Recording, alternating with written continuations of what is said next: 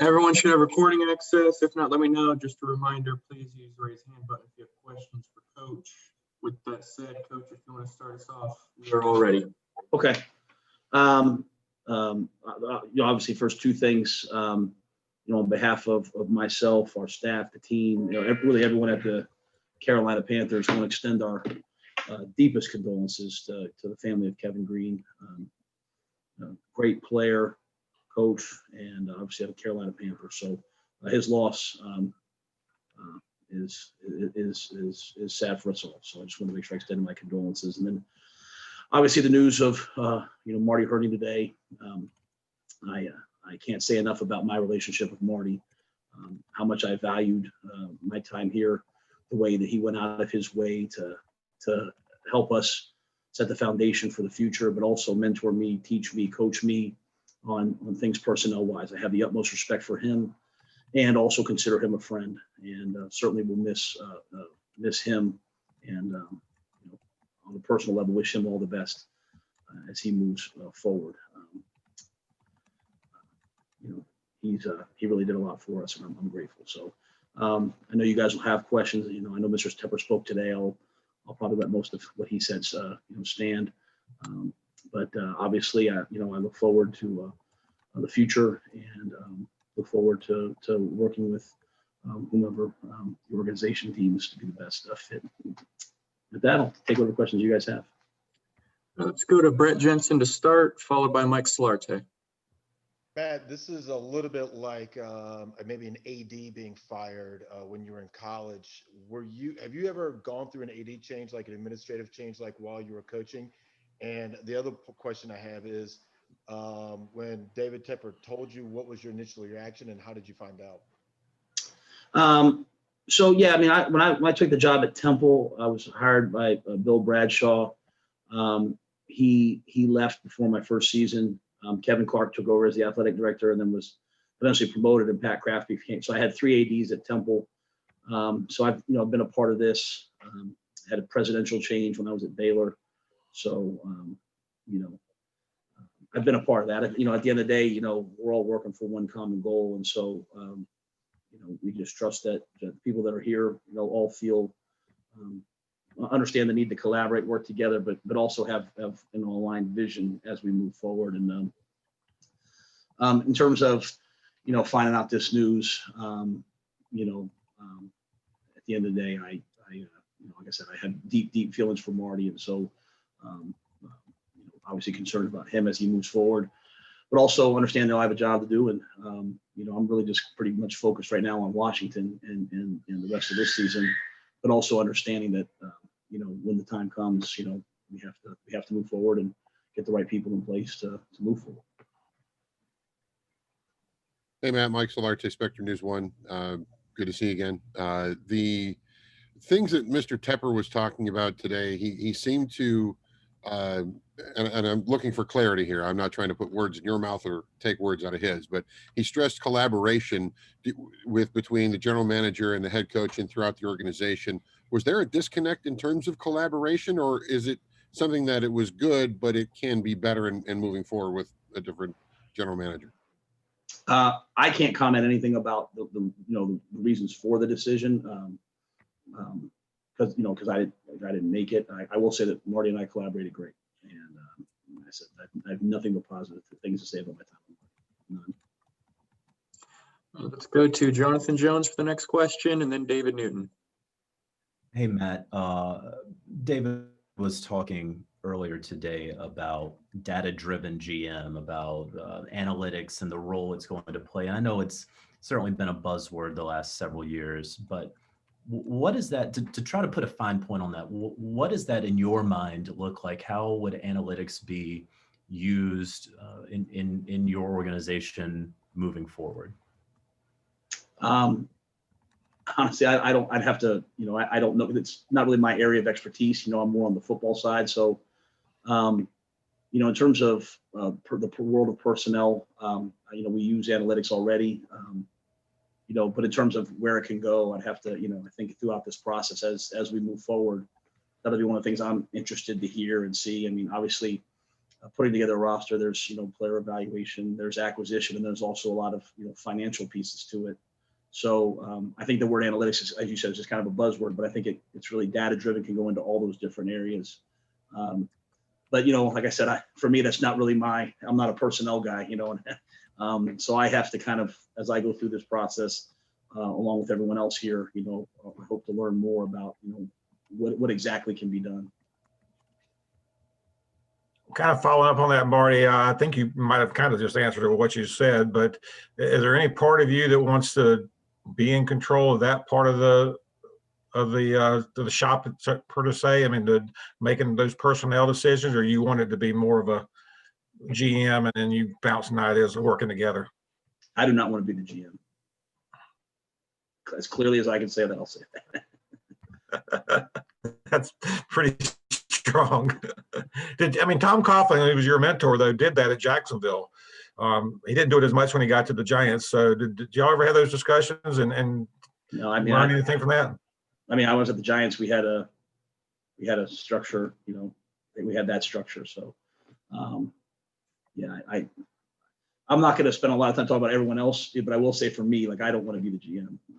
I just want to, do my job and work with a great personnel people who want to give us the best players that fit our system, and have coaches that try to utilize the personnel the right way. And, that's really, that's me. And I saw that in New York, and I've experienced that here so far, and look forward to experiencing that in the future. Let's go to Joe Person for the next question, followed by Elena Getzenberg. Hey, Matt, you're going to have a hand or a say in this hire, according to the team website. Just wonder, how much of a priority do you want to put on interviewing minority candidates? And then also, what about people you've worked with before and have a familiarity with? I don't, in terms of the familiarity, I don't think familiarity, from my perspective, I don't think there's anything that I need, personally, I'd like to hire the best candidate. And as it relates to, I would always, in every hire, want to have a diverse candidate pool. And I'd want to explore, as much diversity in any different way as possible in every hire that I'm involved in, staff, everything.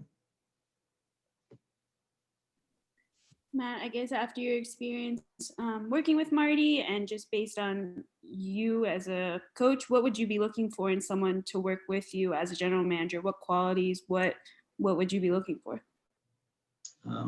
A great personnel person, just someone who's great at personnel, who wants to collaborate and work together to win a championship. I can't say how exactly that will come, and it can come in lots of different ways. But, I think for all of us, I want people, when they talk about me, I want them to say, he's a good coach who wants to work with people to move forward. So that's how I look at all these jobs. I think the winning organization, everyone doesn't have their role and their title. Everyone has a mission, and that's to win. And so that's probably the main thing for me. Let's go to Jonathan Alexander, followed by Josh Klein. Hey, Matt, do you have a sense of whether Christian McCaffrey may play this week? That's a good question. I'm hopeful to see him practice on Wednesday. If he can, then I think, we're on track. And if he can't, then I probably would just, give those reps to Mike and Rodney and prepare them to play. So, it's been a long time. For Christian in terms of practicing. So even if he's healthy to play, he'll need to practice some. So, I have a better feel Wednesday, but I think, there's a possibility. Go ahead, Josh.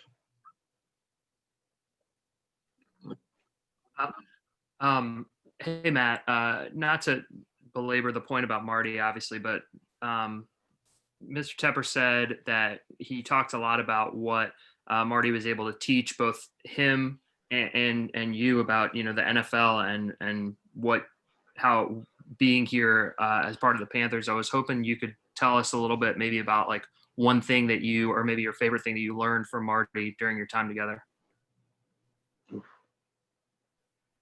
I think the greatest thing I learned from Marty was I think several things, but he was really, a humble guy, and I know he didn't talk a lot to the media. I would sometimes say, hey, you should, because he's so humble, and he never made a decision and then just said no, that's it. Like he would go back and forth on it. I mean, leading up to the draft, I think he probably called me 6 times a day as we talked about Derek, as we talked about the other candidates.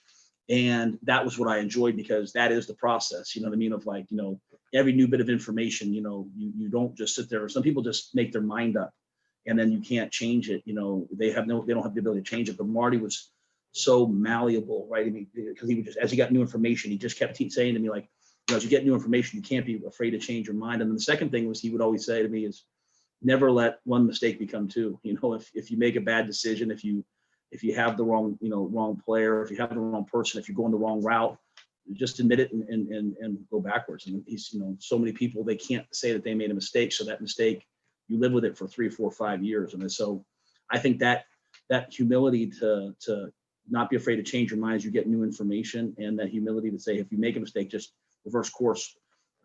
That's when an organization, to me, navigates through all the obstacles. And so, you look at the roster, you look out there, we're sitting there playing on Saturday night, and I look out there in defense, and I see, I see a lot of guys that he drafted on defense that I think are going to be pretty good, I mean, he traded up to go get Chin, who hopefully will be the defensive rookie of the year, in the second round. I mean, he wasn't afraid to be aggressive. So, and when you're aggressive, you open yourself up to taking, hits if it doesn't work. But he just wanted to win. So I think those things, are the things that I will take away the most. If you make a mistake, just reverse course and fix it. And I think that was something he'd say to me all the time. Don't let one mistake become two. Let's go to Will Kunkel for the next question.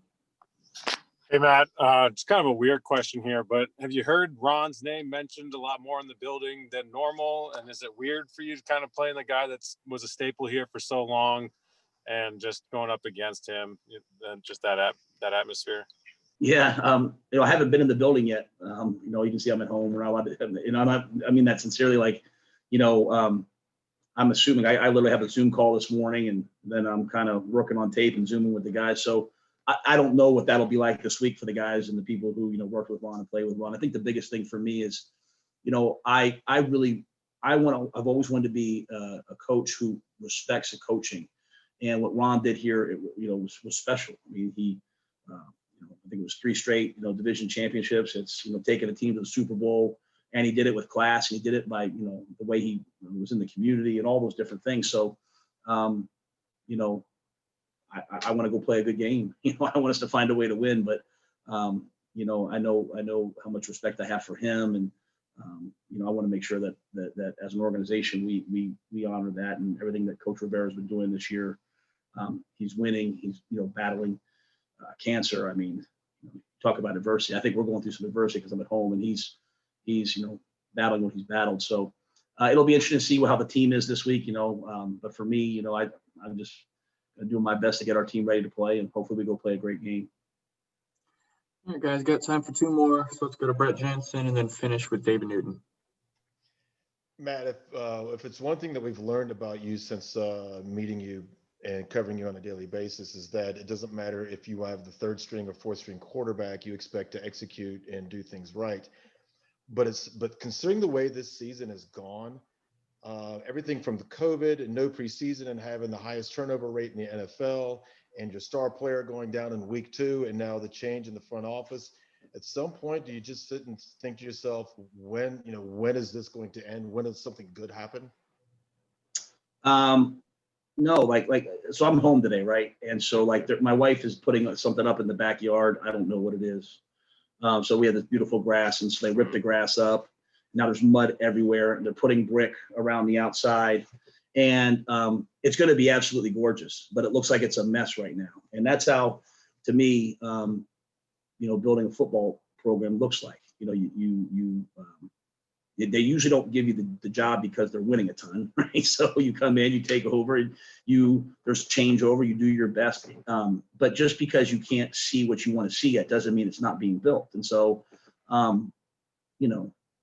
if you can't at least admire, and again, I expect to win. There's no moral, hey guys, we gave a big effort. But if you can't see the fight and the resiliency and the toughness, I'm proud of those things. So I just look forward to when the close losses become close wins. And I understand if some people can't see that, but that's just my history has been close losses eventually become close wins, and you have to get better and better and better. It just takes time. There's no shortcut to it.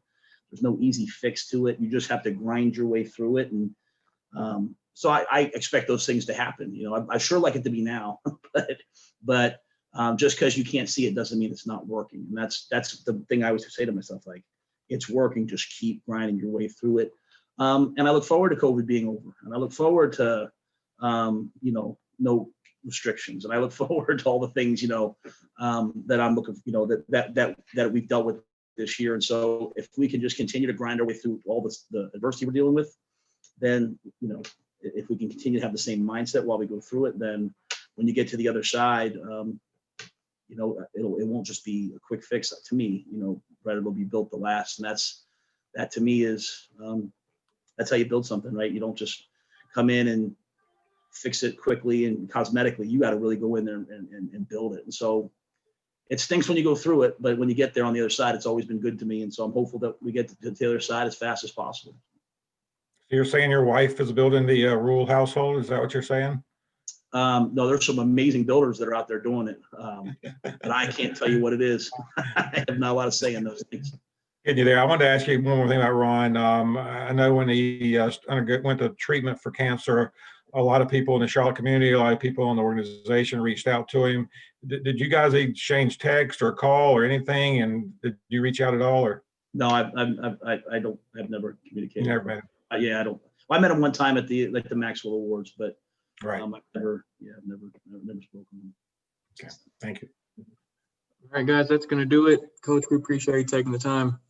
Thanks, guys.